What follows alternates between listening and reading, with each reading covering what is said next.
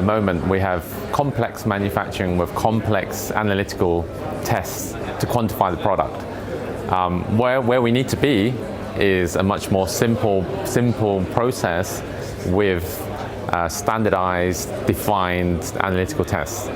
And to give you an example, one of the analytical tests is flow cytometry. Flow cytometry is very operator dependent, and you need years of experience to be able to know how to set the gating for this type of analysis.